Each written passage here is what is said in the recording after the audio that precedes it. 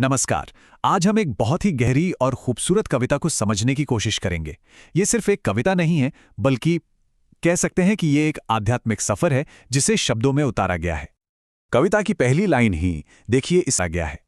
कविता की पहली लाइन ही देखिए इसकी पूरी भव्यता, इसका पूरा रहस्य हमारे सामने रख देती है। ये लाइन हमें बताती है कि आगे जो हम देखने वाले हैं वो कोई मामूली डांस नहीं है, नहीं, ये तो खुद परम प्रभु का दिव्य खेल है। इस कविता के हिसाब से रासलीला सिर्फ कोई नाच गाना या कोई त्योहार नहीं है, बल्कि ये एक बहुत ही गहरा, एक आध्यात्मिक अनुभव है।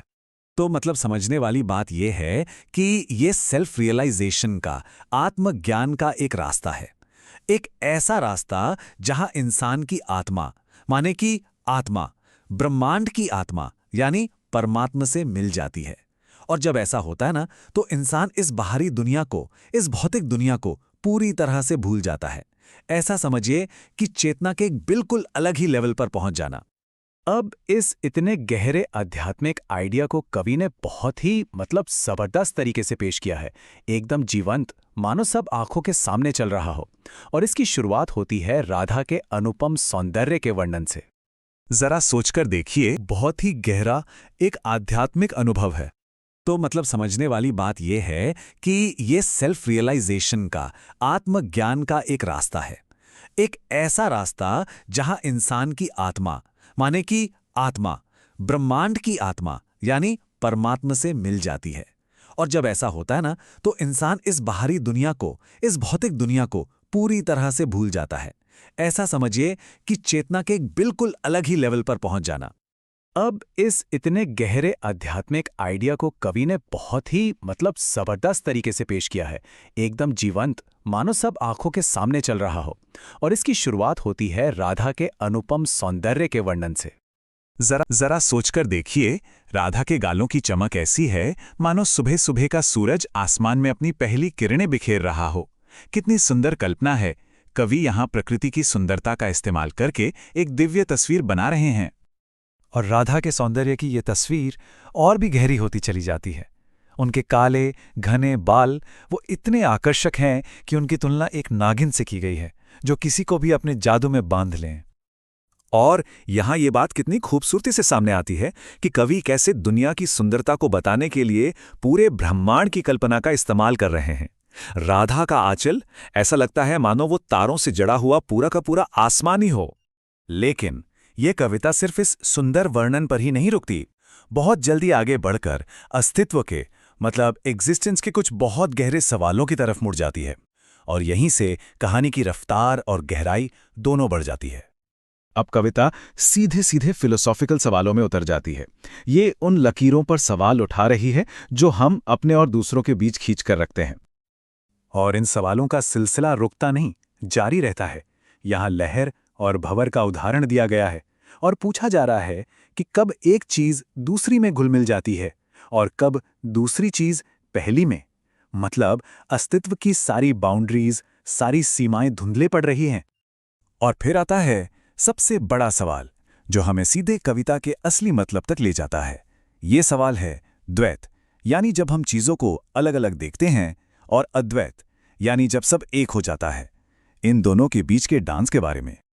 और सबसे कहानी की रफ्तार और गहराई दोनों बढ़ जाती है। अब कविता सीधे सीधे फिलोसॉफिकल सवालों में उतर जाती है। ये उन लकीरों पर सवाल उठा रही है जो हम अपने और दूसरों के बीच खींच कर रखते हैं। और इन सवालों का सिलसिला रुकता नहीं, जारी रहता है। यहाँ लहर और भंवर का उदाहरण दिया गया है और पूछा जा रहा है कि कब एक चीज दूसरी में घुल मिल जाती है और कब दूसरी चीज पहली में। अस्तित्व की सारी बाउंड्रीज, सारी सीमाएं धुंधले पड़ रही हैं। और फिर आता है सबसे बड़ा सवाल, जो हमें सीधे कविता के असली मतलब तक ले जाता है। ये सवाल है द्वैत, यानी जब हम चीजों को अलग अलग देखते हैं, और अद्वैत, यानी जब सब एक हो जाता है। इन दोनों के बीच के डांस के बारे में। और सबसे दिलचस्प बात क्या है पता है? कविता इन सवालों को बस ऐसे ही हवा में नहीं छोड़ देती, बल्कि इनका एक बहुत गहरा जवाब भी देती है। अच्छा, तो इसे समझने के लिए हमें द्वैत और अद्वैत की फिलॉसफी को थोड़ा समझना होगा। देखिए, द्वैत का मतलब है जब हर चीज हमें अलग अलग दिखती है, जैसे जानने वाला और जिसे जाना जा रहा है, या मैं और कोई दूसरा। वहीं दूसरी तरफ अद्वैत वो स्टेज है, वो अवस्था है जहां ये सारा अलगाव खत्म हो जाता है और सब कुछ एक हो जाता है। और ये लाइन रास के उस क्लाइमैक्स को, उस चरम को क्या खूब दिखाती है। डांस के उस पल में नाचने वाले और नाचने वाली के बीच का सारा फर्क मिट जाता है। वो एक दूसरे में ऐसे समा जाते हैं कि बस रास ही बचता है। पर रुकिए, ये जो एकता है ये सिर्फ नाचने वालों तक ही सीमित नहीं है। कविता कहती है कि ये अनुभव, ये एहसास तो पूरे ब्रह्मांड में फैला हुआ है। ये लाइन सच में बहुत पावरफुल है। ये दिखाती है कि पवित्र और साधारण यानी होली और ऑर्डिनरी के बीच का जो आखिरी फर्क है वो भी टूट जाता है। भगवान सिर्फ मंदिरों में नहीं है, वो तो अस्तित्व के हर कण में है, यहां तक कि एक मामूली से कंकड़ में भी। तो यहां हमें रास का असली रूप समझ में आता है कि वो हर जगह है। ये दिव्य खेल सिर्फ कृष्ण और राधा का नहीं है, नहीं, ये तो हर आत्मा और परमात्मा का है। इस दुनिया का हर एक कण, समय का हर एक पल, अरे धूल का एक छोटा सा तिनका भी, सब इसी रास का हिस्सा हैं। और यहीं हम कविता के फाइनल कंक्लूजन पर पहुंचते हैं, वो एहसास कि ये पूरा का पूरा अस्तित्व अपने आप में एक दिव्य नृत्य है। जो कुछ भी हो रहा है, जहां भी हो रहा है और जैसे भी हो रहा है, वो सब का सब रास ही है। तो इस विश्लेषण को हम इसी एक सोचने पर मजबूर करने वाले सवाल के साथ खत्म करते हैं। अगर जो जहां जैसा घटित था वो रास ही था, तो क्या इसका मतलब ये है कि हमारी अपनी जिंदगी का हर पल वो भी इसी दिव्य, इसी कॉस्मिक डांस का हिस्सा है?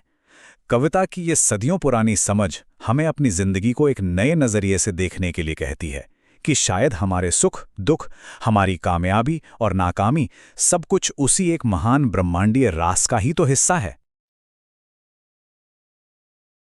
ये दिव्य खेल सिर्फ कृष्ण और राधा का नहीं है, नहीं, ये तो हर आत्मा और परमात्मा का है। इस दुनिया का हर एक कण, समय का हर एक पल, अरे धूल का एक छोटा सा तिनका भी, सब इसी रास का हिस्सा हैं। और यहीं हम कविता के फाइनल कंक्लूजन पर पहुंचते हैं, वो एहसास कि ये पूरा का पूरा अस्तित्व अपने आप में एक दिव्य नृत्य है। जो कुछ भी हो रहा है, जहां भी हो रहा है और जैसे भी हो रहा है, वो सब का सब रास ही है। तो इस विश्लेषण को हम इसी एक सोचने पर मजबूर करने वाले सवाल के साथ खत्म करते हैं। अगर जो जहां जैसा घटित था वो रास ही था, तो क्या इसका मतलब ये है कि हमारी अपनी जिंदगी का हर पल वो भी इसी दिव्य, इसी कॉस्मिक डांस का हिस्सा है? कविता की ये सदियों पुरानी समझ हमें अपनी जिंदगी को एक नए नजरिए से देखने के लिए कहती है कि शायद हमारे सुख दुख, हमारी कामयाबी और नाकामी, सब कुछ उसी एक महान ब्रह्मांडीय रास का ही तो हिस्सा है।